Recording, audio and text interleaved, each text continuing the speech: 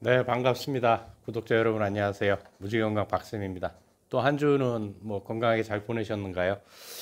항상 뭐 문제가 되지만 또 서울 같은 경우는 갑자기 너무 추워져 갖고요. 그렇다고 뭐 한겨울에 그 칼바람은 아닌데 좀 몹시 좀 춥게 좀 차갑게 느껴지는 또 어제 오늘이었습니다. 지난주에 이어서 또 바로 우리 공부를 하는 걸로 하죠. 이제 3장은 제목이 뭐냐면 100년 동안의 거짓말의 역사라는 이제 제목으로 나옵니다. 그래서 여러 가지 얘기가 나오는데 79페이지에 보게 되면 아마도 100년 거짓말의 시발점은 미국 의회가 순정 식약품법을 통과시킨 1906년일 것이다. 1906년이요. 훨씬 더 뭐 100년도 넘었죠. 이 법안은 미국인들에게 처음으로 식품과 약품 안전에 대한 환상을 심어 주었으며 이후 대다수 다른 국가들의 법적 기준을 제공했다. 그런데 법적 기준을 제공했다고는 하지만 사람을 건강하게 만드는 것 같지는 않아요. 그래서 뭐 또 이렇게 뭐 환호를 받았다고 그 당시에 1906년도에는 뭐 이제 미생물을 제거하고 이래서 그 환영을 많이 받았다고 합니다. 80페이지에 보게 되면 더 나은 삶을 위한 더 나은 제품 화학을 통하여 몇십 년 후 자사의 유전자 조작 식품을 선전하기에 이 주제를 더욱 과장한 기업은 몬산토였다. 아마 전 세계적으로 식품 유전자 변형을 가장 많이 한 회사가 몬산토가 아닌가라고 생각을 하고요. 몬산토도 이제 넘어갔죠. 다른 회사로. 지금은 이제 어디로 넘어갔더라? 그 화학회사 파이자로 넘어갔습니다. 제약회사 파이자로 넘어갔고요. 그럼 왜 제약회사에서 몬산토를 인수했을까요? 아마 미래에 유전자 조작에 관련된 기술 때문에 한 게 아닌가라고 생각을 해봅니다. 현재 경제의 세 가지 부분, 그래서 가공식품 기업들, 거대 제약회사들, 화학산업, 그러니까 정유회사들이겠죠. 부분이 우리의 음식과 건강을 자궁에서 무덤까지 좌지우지한다. 우리의 건강은 이제 우리가 지키는 게 아니라는 얘기예요. 20세기 초에 화학을 통한 더 나은 삶이라는 새로운 믿음이 등장했다. 여기에서 식품 공급은 최초의 실험 영역이 되었다. 결국 우리는 알게 모르게 실험의 대상이 되었다는 얘기죠. 1900년 미국에서 암은 전체 사망률에서 오직 3%만을 차지하는 10번째 주요 사망 원인이었다. 20세기 말에 암은 미국에서 전체 사망 원인의 20%를 차지하게 되었다. 당뇨병을 앓는 사람들은 미국 총 인구의 0.1% 이하였다. 20세기 말에 이르면 미국인의 20%가 제1형 당뇨병 또는 제2형 당뇨병에 걸리게 되었다.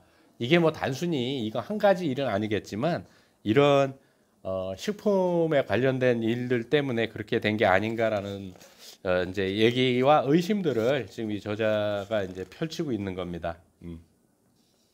그래서 이제 1901년 최초의 인공감미료 사카린을 제조한 한 화학자가 몬산토를 설립했다.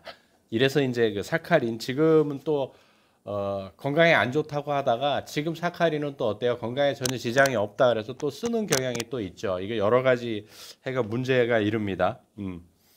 뭐 이렇게 하면서 이런 화학 제품들 때문에 1990년 말에 이르자 미국에서 아이를 분만한 여성의 약 20%가 자궁 내막증에 걸렸다. 예. 점점 건강은 안 좋아졌다라는 얘기죠. 또 뭐 휘발유에 테트라에틸 납이 첨가됐다라는 얘기고 뭐 이런 얘기들이 이제 계속해서 태아의 두뇌까지도 영향을 미쳤다. 그다음에 PCB가 이제 독성으로 체내에 축적됐다는 사실이 밝혀진 게 77년에 그러니까 1929년도에 PCB가 처음 사용됐는데 77년이 돼서야 체내에 축적됐다는 사실이 밝혀졌다라는 얘기죠. 어떻게 보면 되게 슬픈 얘기예요. 또 백신 접종에서 보존료로 사용되는 첨가물인 티로메살, 이거 수분의 한 형태고요. 티로메살은 연구실에서 피실험 대상자들을 죽음에 이르게 했다. 그러나 이런 연구 결과에도 불구하고도 20세기 내내 대부분의 아동 백신 접종에서 이 첨가물이 사용되었다. 지금도 한두 가지 빼고는 아마 이게 계속 사용되는 걸로 알고 있습니다. 또 1931년에 자폐증이 굉장히 많이 늘었다는 얘기고요. 또 근데 이제 자폐증이 확 늘어난 이유 중에 가 백신 접종에 티로메살이 처음 사용된 해에 이렇게 이제 자폐증이 늘어나기 시작했다라는 얘기고요. 또 1933년 합성 비타민 C의 가공 방식이 제약업체 로쉬에 의해 상업적인 성공을 거두었다. 이렇게 돼 있어요. 그러니까 이게 하나하나 이렇게 이제 인공으로 가면서 우리 건강을 다 잃고 있는 게 아닌가, 삶이 과연 편해졌는가 한번 생각을 해봐야 된다라는 얘기들을 계속 이제 이 저자가 하는 겁니다. 우리가 조금 더 나은 삶이라고 생각되는 거지만 과연 진짜 전체적으로 토탈을 봤을 때 나아진 삶인지 한번 생각을 해봐야 되는 시기가 아닌가라는 생각을 해봅니다. 또 이제 90페이지에 보게 되면 독성 화학 물질의 확산, 그래서 어떻게 확산됐냐면 여기 이제 62년도부터 63년, 뭐 64년에서 계속해서 70년, 71년 뭐 이렇게 쭉 나오는데 이제 71년도에 DES라고 입덧이 심한 임산부들한테 처방했었는데 이제 이걸로 이제 팔다리가 없는 아이들이 태어나게 됐죠. DES. 또 이제 그 DES 그건 탈리도마이드고 DES 같은 경우는 여아들의 생식기에 다 이상이 오죠. 그래서 뭐 임신을 못하거나 뭐 생리를 한 5일에서 일주일 뭐 개인차로 이렇게 하는 것이 아니고 뭐 한 달 내내 생리를 한다든지 이런 문제들이 이제 생기게 된 거죠. 그래서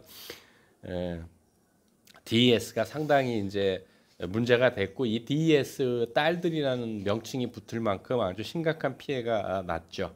예. 그래서 이제 미국 농무부에서 인체 영양소에 관한 미국에서의 연구 평가 보고서 2호라는 간행물을 준비했는데 이 보고서는 대부분의 주요한 건강 문제들이 현대의 음식물에서 발견되는 영양소 결핍에 기인한 것으로 판단했다. 그러나 21년 동안 이 보고서 내용은 쉬쉬 감춰졌는데 식품 가공 산업의 압력 때문이었다고 한다라고 돼 있습니다. 네. 또 72년도에 DDT 사용을 금지했는데 지금 남극이나 이제 북극에서 건져 올려지는 생선들의 살이나 이런 데서 뭐가 발견되냐면 DDE라고, DDT가 한 단계 분해된 과정이 되고 나면 DDE가 되는데 그게 아직도 검출된다는 거죠. 72년도에 이제 사용 금지가 됐는데 아직도 나온다라는 거죠. 이게 굉장히 심각한 문제입니다, 사실은. 그리고 93페이지에 보게 되면 점점 나빠지는 음식의 질 그래가지고 이제 아스파탐을 먹인 동물에게 발작과 뇌종양이 발생했다는 연구를 숨겼다. 74년도에 이제 이 연구가 나왔는데 하지만 그 사실이 밝혀졌으면서도 아스파탐의 회수나 사용 금지 같은 그 어떤 조치도 이루어지지 않았다. 우리는 계속 먹는다라는 거죠. 이런 것들이 또 이게 굉장히 심각한 문제고 현재는 이런 것들을 다 기재 안 해도 뭐 법적인 아무 문제가 없는 거거든요. 그러다 보니까 여러 가지 문제들이 생기는 거죠, 사실은. 또 96페이지에 보게 되면 1985년 스미스 소시온 협회 소속의 한 암 전문 연구자는 20세기 초에 합성 화학 물질이 광범위하게 유통된 이후 물고기의 암이 처음 출현했음을 입증하는 논문을 발표했다. 영국의 의학저널 랜싯은 식단에서 인공 착색제와 조미료를 없애자 과잉 행동 장애를 앓는 아이들의 79%가 증상이 호전되었다고 보도했다라는 거죠. 이제 물고기한테도 암이 발견된다라는 얘기고요. 그 물고기를 먹는 게 얼마나 또 이제 우리 식단에서 우리 몸에 축적이 되는 것이며 이제 얼마 전부터 이제 더더욱 큰 일이 벌어졌죠. 일본에서 이제 후쿠시마 그 뭐 지내는 처리소라고 얘기를 하지만 그 방사능 오염수를 바다에다가 지금 이제 방류하기 시작을 했죠. 큰 문제라고 생각을 합니다, 개인적으로. 또 비만이 늘었다라는 거죠. 1990년대 32만 종의 식품들이 진열대 공간에 놓여 치열한 경쟁을 벌이기 시작했고, 그래서 10년도 지나지 않아 총 인구의 15% 이상을 비만 인구로 분류했다. 98년까지 미국의 당뇨병 발병은 33% 증가했다. 근데 지금 미국 같은 경우는 현재 2020년도 통계로 보게 되면 3분의 2가 비만이라는 거죠. 그 중에 이제 그러니까 총 인구의 3분의 1이 아주 초고도 비만이고요. 또 3분의 1이 비만이라는 얘기죠. 인구의 3분의 2가 비만이라는 얘기예요. 이런 것들이 단순히 음식물에서만 오는 거냐? 그런 건 아니거든요. 혈액 안이나 세포 내에 있는 독성 물질들을 처리하기 위해서 가장 안전한 것이 지방을 늘린다고 제가 항상 말씀드렸지 않습니까? 그래서 그런 것들이 식품 첨가물이나 합성 화학 물질이 많이 들어간 음식을 먹게 되면 체중은 당연히 따라 늘 수밖에 없는 상황인 겁니다. 그러니까 내가 많이 먹지 않아도 계속 살이 찌는 이유가 어쩌면 그런 합성 화학 물질, 그다음에 독소 이런 것들이 아닌가라는 또 생각을 해봅니다. 또 99페이지에 좀 심각한 얘기가 있는데 FDA는 우유 생산량을 늘리기 위해 유전자 조작으로 개발된 성장 호르몬제 BGH를 승인했다.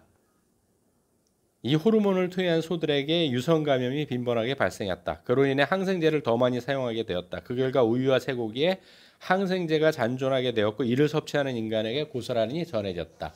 그러니까 결국 항생제가 어떻게 우유를 통해서도 우리 아이들 몸으로 들어온다라는 얘기죠. 우유를 통해서 항생제가 들어오게 되면 항생제 성분은 여러 가지 문제를 일으키지만 좋은 균이고 나쁜 균이고 간에 싹 죽여버리거든요. 그러니까 장 건강이 안 좋아지는 거죠. 모든 건강의 기본은 장인데 그 장 건강이 무너지니까 장 균총이 무너지고 균총이 무너지다 보니까 어떤 문제들이 생겨요? 각종 질병들이 발생하기 시작을 하는 겁니다. 또 항생제를 가축들에게 먹이기 시작한 가장 큰 이유 중에 하나가 뭐냐면 항생제를 먹인 소나 돼지는 닭은 안 먹인 소나 돼지나 닭보다 30% 성장이 빠릅니다. 그럼 그만큼 사료를 덜 먹이고도 어떻게 출하 시기가 앞당겨질 수 있는 거죠. 결국 수익 사업을 위해서 인간한테 몹쓸 짓을 하는 겁니다, 사실은. 유서 이게 BGH를 넣었기 때문에 성장 호르몬을 또 넣은 거죠. 그러다 보니까 유선 감염이 빈번한 거고.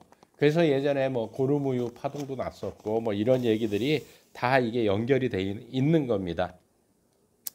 또 96년도에 오두알라사의 사과 주스에서 발견된 대장균 5157H7로 70명의 사람들이 병원 신세를 졌으며 한 어린이가 사망했다. 미국 지질조사국에서 실시한 수질 검사에 따르면 미국 전역에서 흐르는 물에서 채취한 샘플의 95%가 최소한 한 가지 이상의 살충제 성분을 함유하고 있는 것으로 나타났다. 검사한 모든 오물의 절반에서도 살충제 잔류물이 발견되었다. 또 유전자 조작 토마토가 시장에 출시됐다. 95년도에. 그러니까 이런 것들로 인해서 많은 현대인들이 겪고 있는 질병들이 발생을 한다는 거죠. 그럼 안 먹고 살 수 있느냐? 그런 건 아니에요. 안 먹고 살 수는 없는 거죠. 그래서 뭘 해야 되는 거예요? 주기적으로 해독을 해야 되는 겁니다. 그래서 디톡스가 유행하게 되는 이유도 다 이런 이유들 때문에 디톡스가 유행을 하게 되는 겁니다, 사실은. 또 우리나라도 작년에 신문에 났었죠. 크게 일면 기사로 났었는데 한강물에서 수원지에서 5가지 약품, 그래서 항생제, 그 다음에 뭐 무슨 약, 뭐 피임제, 뭐 해가지고 5가지 약품이 검출됐다고 신문에 크게 발표됐었습니다, 사실은. 그러니까 이게 미국의 사례이긴 하지만 우리나라도 이제 결코 안전하지 않다라는 얘기입니다. 102페이지에 보게 되면 미국 전염병학 저널은 식수에서 발견되는 염소 부산물의 심각한 부작용을 보여주는 연구를 발표했다. 캘리포니아의 세 지역에서 염소 처리된 수돗물을 마신 여성들이 유산이 증가했다. 우리나라도 염소를 처리하죠. 그렇기 때문에 이제는 정수기는 그냥 필수품인 것 같아요. 염소를 걸러야 되고 염소뿐이 아니고. 그런데 저는 이제 염소보다 더 심각하다고 보고 있는 게 뭐냐면 지난주에도 말씀드렸지만 피임약을 드신 여성분들이 소대변을 보고 그것이 다 물로 간다라는 사실이죠. 또 항생제 성분이라든지 또 암 환자분들이 드신 항암제라든지 뭐 이런 것들이 뭐 전부 다 어디로 가요? 소대변을 보게 되면 다 수원지로 간다라는 거죠. 그러니까 처리를 안 할 수는 없지만 이런 것들이 심각하게 아이들의 또 뭐 우유에 포함되어 있는 성장 호르몬이나 이런 것들로 인해서 성조숙증이나 아니면은 또 너무 많은 일들이 벌어진다라는 거죠. 그래서 사실은 많은 분들한테 우리나라 여자 아이들이 첫 성경험이 몇 살이냐 물어보면 대개 뭐 빨라야 뭐 고1 뭐 이렇게 얘기를 하는데 실질적으로는 13세 정도예요. 13.5세, 평균 13.5세인데 그 이전이나 이후에 뭐 다 해당이 되겠죠. 그러면 이게 뭐 인터넷이 발달하고 이런 것도 해당이 되지만 그런 것도 물론 충분히 하지만 물이나 음식을 통해서 성장 호르몬을 많이 흡수를 하고 공기를 통해서 떠돌아다니는 이런 것들을 통해서 몸이 성숙해진 거예요, 사실은. 그러다 보니까 빨라질 수밖에 없는 거죠. 거기다 이제 뭐 유튜브나 이런 걸로 인해서. 그러니까 최소한 우리 아이들에게라도 조금 더 안전한 환경을 마련해 주기 위해서는 아이들도 주기적으로 디톡스를 시켜주든지 그런 문제들을 이제 해야 된다라는 거죠. 또 이제 103페이지에 보게 되면 2000년 미국 과학 아카데미는 미국의 임산부 중 절반이 건강하지 않은 아이를 낳고 있다고 발표했다. 발달 장애를 겪는 아이들 중 3분의 1은 독성 화학 물질에 대한 노출이 그 원인이었다. 아이들이 너무 아픈 거예요. 그런데 이것이 이제 문제는 30년 전에 이미 확인되었던 거죠. 그걸 그냥 미뤄온 거예요. 104페이지에 보게 되면 2001년 미국 질병통계예방센터는 7년 전과 비교하여 미국의 질병 수가 2배로 증가한 이유는 우리가 섭취하는 음식물 때문이라고 발표했다. 뉴잉글랜드 의학저널은 슈퍼마켓에서 판매되는 포장된 쇠고기, 닭고기, 돼지고기의 80%가 항생제의 내성을 가진 박테리아에 오염되어 있으며 인간이 이런 육류를 섭취하면 박테리아가 인간의 장에서 일주일까지 생존할 수 있다고 발표했다라고 돼 있어요. 그러니까 사실 굉장히 심각한 문제들이죠. 또 미국 질병통제예방센터는 289명을 대상으로 한 실험에서 피실험자들 모두의 몸속에서 화장품, 특히 매니큐어 액으로 사용되는 유독 성분인 디퓨틸 프탈레이트를 검출했다고 발표했다라고 되어 있고요. 2003년 이 무렵 미국에서 재배되는 콩의 80%, 옥수수의 38%가 유전자 조작 품종이었다. 모든 가공식품의 70%에 이 두 농작물이 포함되었다. 또 플라스틱에서 발견되는 프탈레이트가 생식 장애를 유발할 수 있다는 것도 발견됐다라는 거고요. 그래서 이렇게 그 불임 부부들이 많이 생기는 거고, 뭐 이런 문제들이 이제 계속된 게 아닌가라는 생각을 해봅니다. 이게 갑자기 나타난 일들은 절대 아니거든요. 긴 세월 동안 축적돼 오다 보니까 그것들이 이제 나오는 거죠. 또 107페이지에 보게 되면 이제 콜로라도주에서 미국 지질연구협회 과학자들은 항균성 비누, 처방약, 스테로이드, 살충 스프레이와 여타 화학 제품들의 부산물이 강과 지하에 침투하여 물고기 생식을 교란시킬 뿐 아니라 그 물고기를 섭취하는 사람들의 항생제 내성을 키운다는 사실을 발견했다라고 되어 있습니다. 발전소와 공장 그리고 염소를 사용한 공장에서 배출된 독성 물질을 흡수한 물고기가 인간의 이와 같은 수은오염의 주 원인이었다. 특히 태아 어린이들이 수은오염에 취약했다. 수은이 가장 큰 피해를 일으키는 건 바로 뇌거든요. 신경계 문제를 일으키거든요. 옛날 왕들을 죽일 때는 어떻게 했어요? 음식물에 적은 양의 수은들을 계속 침투를 시켰죠. 그렇게 해서 사망에 이르게 하는 거죠.